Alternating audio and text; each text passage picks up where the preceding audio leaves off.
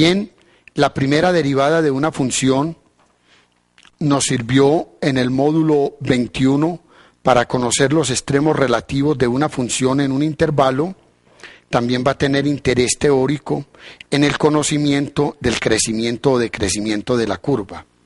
La gráfica adjunta pueden notar el comportamiento de una función que he trazado continua en el intervalo cerrado AC y podemos notar el punto A, el punto B y el punto C.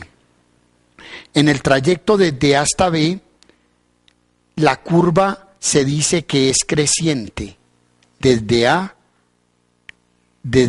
hasta B sobre la curva, o sea, en el intervalo AB. ¿Cómo se va a relacionar este crecimiento con la derivada? Note que la pendiente de la recta tangente a la curva en cualquiera de esos puntos, la pendiente de la recta tangente a la curva forma un ángulo menor de 90 grados, indicando con esto de que la pendiente es positiva y va creciendo. Va creciendo desde A hasta B hasta que en el punto B la pendiente es 0. En el trayecto de curva desde B a C, la curva decrece. Y si trazamos la recta tangente a la curva, observemos que esa recta tangente a la curva forma un ángulo mayor de 90 grados con el eje X y por lo tanto la pendiente es negativa. Este concepto de la derivada, de ser positiva o negativa, está íntimamente ligado con el crecimiento o el decrecimiento de la curva. Eso es lo que nos proporciona el primer teorema que nosotros vamos a presentar ahora, conocido el criterio de la primera derivada para monotonía, y posteriormente presentaremos el criterio de la primera derivada para extremos relativos. ¿Qué establece este primer teorema? El primer teorema, que es el criterio de la primera derivada para crecimiento y decrecimiento, establece lo siguiente. Tenemos una función que es continua y derivable, continua en el intervalo cerrado a B y derivable en el intervalo abierto a B. Si la derivada es positiva en todos los puntos dentro del intervalo, se afirma lo siguiente, que la función es creciente en AB. Note la diferencia. La derivada es positiva en todos los puntos dentro del intervalo y se habla del crecimiento aún en los extremos. ¿Por qué? En los extremos A y B la derivada es 0. Y si la derivada es 0, se le puede considerar signo positivo. Y también en el otro se le puede considerar signo negativo. Si la derivada es menor que 0 para todo x de AB, entonces f es decreciente en AB. Esta nota es importantísima. La monotonía depende del signo de la primera derivada. Así es como uno la aprende. Es el signo de la primera derivada, si es positivo, indica de que la función es creciente. Si el signo de la primera derivada es negativo, indica de que la función es decreciente. El segundo teorema, posteriormente voy a ilustrar estos dos teoremitas. El segundo teorema, cuya demostración aparece en el módulo, es el siguiente. Sea f una función continua en un intervalo I, sean A, B y C puntos de I, tales que C está entre A y B, y C es un valor crítico de f. Recuerde que un valor crítico de una función es donde la derivada es 0 o donde la derivada no existe. Las partes del teorema tienen lo siguiente. Primera parte. Si la derivada es positiva desde A hasta C y la derivada es negativa desde C hasta B, el teorema afirma que en el punto C ocurre un máximo relativo. Ocurre un máximo relativo. Recuerde que en el punto C la derivada es 0, porque la recta tangente a la curva, la pendiente de la recta tangente a la curva coincide con el valor de la derivada en ese punto. Pero lo que interesa es, si la derivada pasa de positiva a negativa, se está diciendo de que el punto C corresponde a un máximo relativo. Esto en el caso particular de que la derivada exista en C. pero puede darse también la siguiente situación, que la derivada pase de positiva a negativa. La derivada positiva, recta tangente positiva, en el punto C la derivada no existe, se presenta un pico, pero la curva en este punto, en C, la derivada pasa a ser negativa. En este punto también, que el punto C corresponde a un máximo relativo. La parte C del teorema, la parte B, afirma lo siguiente, que si la derivada de una función pasa de negativa a positiva, viene decreciendo la curva pendiente de la recta tangente negativa. En el punto C la pendiente es 0, la pendiente de la recta tangente para puntos mayores que C y menores que B es positiva. En este caso se dice de que el punto C corresponde a un mínimo relativo. Ya el punto mínimo no es f' de C igual a 0, el punto mínimo es C, f de C. Pero también puede ocurrir que la derivada no exista en el punto C, como en este caso. La derivada negativa, la función decrece y en el punto C no existe, pero a partir de C hasta B la derivada es positiva, se está afirmando nuevamente que el punto C corresponde a un mínimo relativo. El punto mínimo ya es C, f de C. La parte C del teorema que aparece en el módulo es la siguiente. Si desde A hasta C la curva crece y desde C hasta B la curva crece, no se puede determinar la naturaleza del punto. No se puede decir que corresponde a un máximo, ni se puede decir que corresponde a un mínimo. Y puede darse también esta situación. Si la derivada es negativa desde A hasta C y la derivada vuelve a ser negativa desde C hasta B, el punto no corresponde ni a un máximo ni a un mínimo. Esto es lo que resume ese teorema con respecto, el primer teorema con respecto al signo de la derivada y que tiene que ver con el crecimiento y el decrecimiento. Y este otro teorema lo que tiene que ver es con la existencia o no de extremos relativos y cómo la derivada determina esos signos, cómo la derivada determina cambios de signos y por consiguiente extremos relativos. Consideremos, por ejemplo, esta función, la función f de x, que viene definida por y igual a f de x, x más 1 a la 3 sobre x menos 1 al cuadrado. Podemos encontrar para esta función, vamos a usar este criterio de la primera y segunda derivada para determinar el crecimiento, el decrecimiento y la existencia de extremos relativos. La función que estamos considerando, que viene dada por x más 1 a la 3 dividido x menos 1 elevado al cuadrado.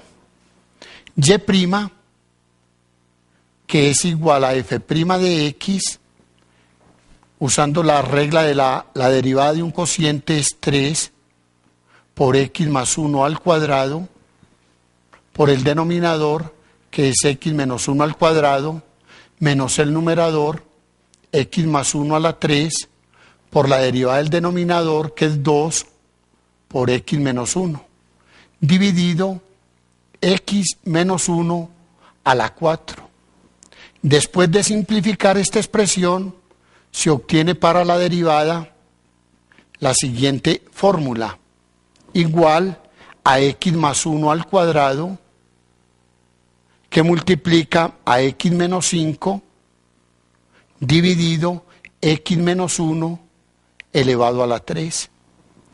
¿De qué va a depender entonces el signo de la derivada? El signo de la derivada va a depender del factor x menos 5 y del factor x menos 1 al cubo. ¿Por qué no depende del factor x más 1 al cuadrado? Porque x más 1 al cuadrado para todo x es 0, pero para x positivos o negativos esto siempre tiene signo positivo. El signo va a depender prácticamente de la derivada del signo que adopte el factor x menos 5 y del signo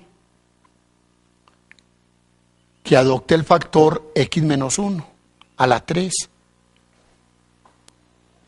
X menos 5 se anula en 5.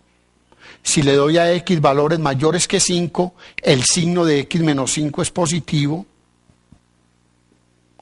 Si le doy a x valores menores que 5, el signo de x menos 5 es negativo. Signo de x menos 5.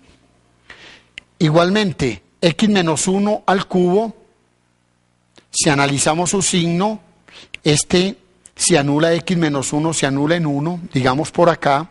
Si x toma valores mayores que 1, da positivo, el signo de x menos 1, y si x toma valores menores que 1, el signo de x menos 1 es negativo. El signo de la derivada dijimos que depende del signo de x menos 5 y del signo de x menos 1 al cubo. Entonces el signo de f' de x depende del producto de los signos. Pues aunque eso es erróneo, multiplicar signos, más bien dice uno números positivos o números negativos. Números positivos por números negativos por números negativos dan números positivos. Números negativos por números positivos dan números negativos. Y números positivos por números positivos dan números positivos. Lo que nos dice el teorema, el primer teorema, es que la monotonía depende del signo de f'. En esto estamos indicando que la curva en todo este intervalo desde menos infinito hasta 1, la curva es creciente, que lo podemos indicar así. En el intervalo desde 1 hasta 5, la curva es decreciente. Y en el intervalo desde 5 hasta más infinito, la curva vuelve a crecer. O en forma de intervalo podemos decir, crece f. ¿Crece en qué intervalos? Crece en el intervalo desde menos infinito abierto hasta 1 abierto. ¿Por qué 1 abierto? Porque recuerde que x es diferente de 1. La función no está definida para x igual a 1. Unido con ¿cuáles? Con todos los x desde 5, x sí puede tomar el valor 5 hasta más infinito. En este intervalo crece la curva y la curva decrece, f decrece en el intervalo desde 1 abierto hasta 5 cerrado. Obsérvese que en 5 es a la vez creciente y decreciente porque la derivada es 0. ¿Qué más podemos observar? De acuerdo a eso, la derivada pasó de positiva a negativa en x igual a 1. O sea que x igual a 1 pasó de la derivada de ser creciente a decreciente. X igual a 1 corresponde a un máximo relativo. Ahí ocurre un máximo relativo. Pero tengamos en cuenta de que x igual a 1 no está definida la función. O sea que lo único que podemos decir, ahí no hay máximo relativo, sino únicamente un cambio del crecimiento al decrecimiento a la curva, porque x igual a 1 no está definido. La función no está definida en x igual a 1. En x igual a 5, la derivada pasó de negativa a positiva. ¿Qué es lo que puede decirse? Que x igual a 5 corresponde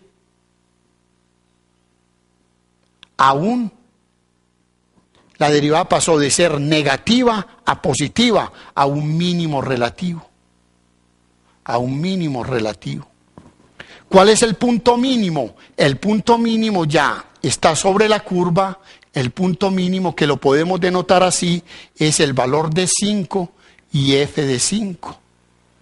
Ya usted el valor lo reemplaza acá y el f de 5, el punto mínimo entonces va a ser 5 y f de 5, ¿qué sería?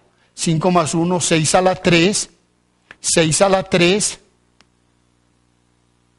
dividido 4 a la 2. Ese sería el punto mínimo relativo. Muy bien, entonces existe otro ejemplo que lo traigo a colación, no hago mención de él, únicamente para recordar un poco lo concerniente a las funciones hiperbólicas. Este ejemplo 2 aparece propuesto y aparece resuelto pues al final del texto en los ejercicios resueltos y habla de lo que es el gudermaniano de T.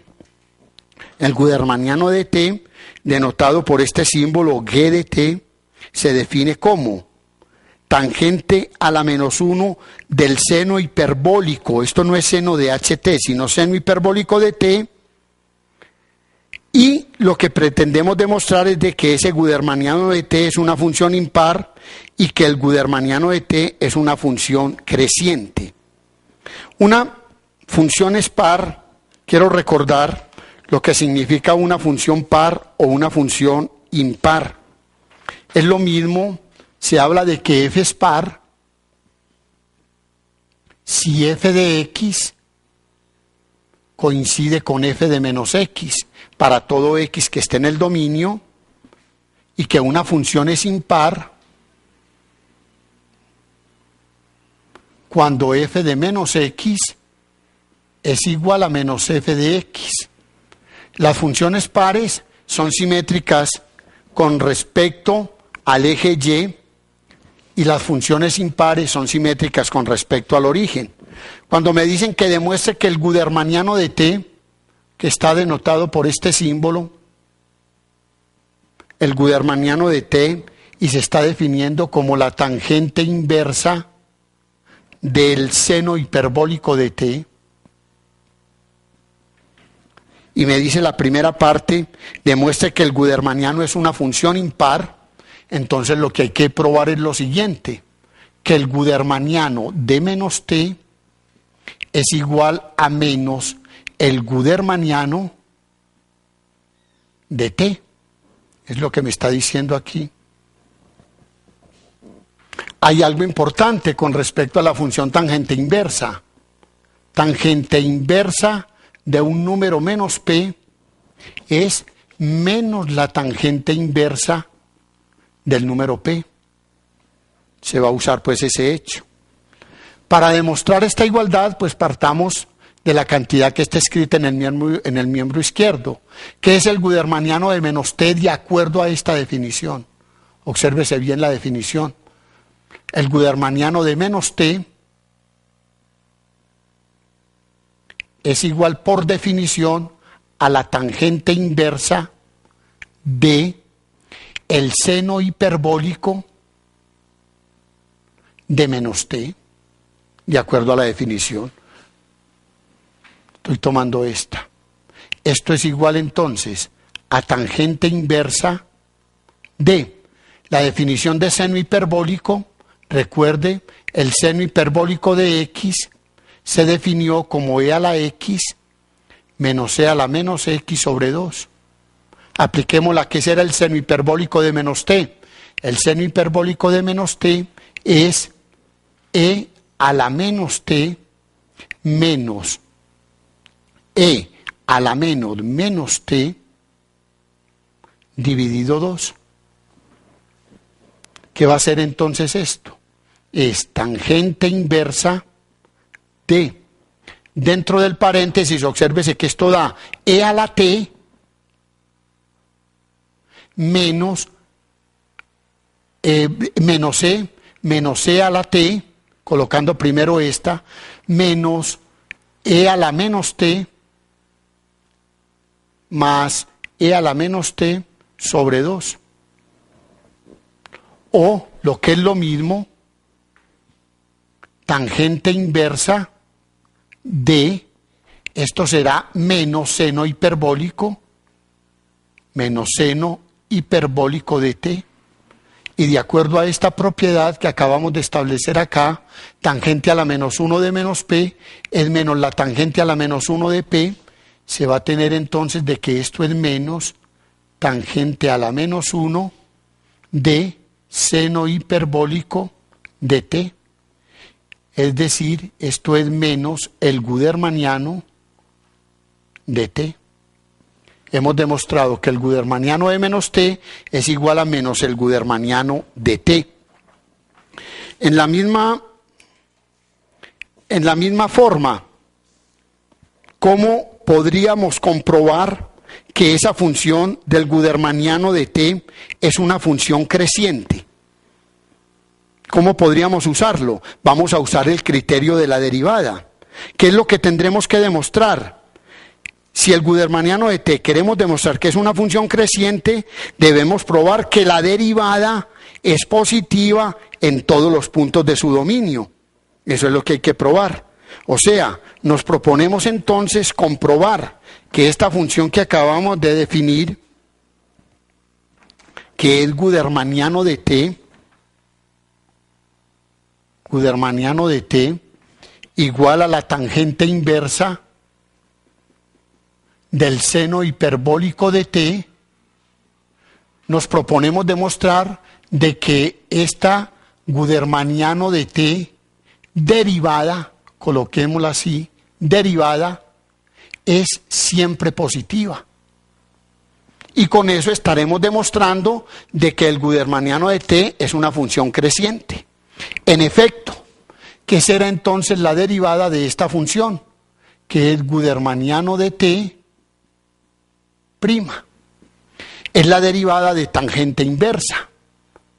Recuérdese que es 1 dividido 1 más u al cuadrado seno hiperbólico de t al cuadrado por la derivada con respecto a t, la variable t, del seno hiperbólico de t.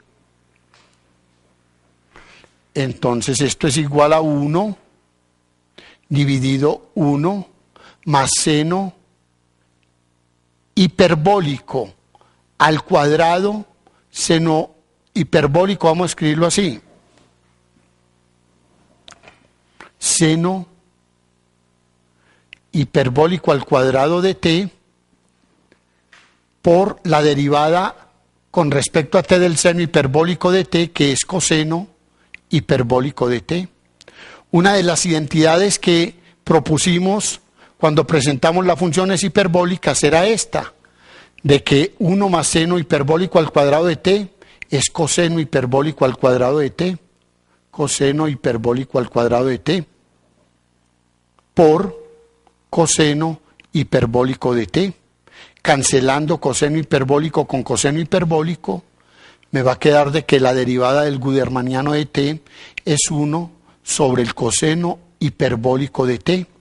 Y recuerde que la función coseno hiperbólico de t, que formaba la catenaria, era de esta forma, era una función que es mayor o igual a 1 para todos los valores de t. En consecuencia, esto es positivo. Podemos garantizar de que esto con absoluta seguridad es mayor que 0. ¿Qué me está diciendo entonces el criterio de la primera derivada para crecimiento de crecimiento? Que el gudermaniano de t presenta derivada positiva y en consecuencia esto implica de que la función gudermaniano de t es creciente. Este ejemplo lo traje o hice mención de él precisamente para que recordáramos la definición y la derivada de las funciones hiperbólicas.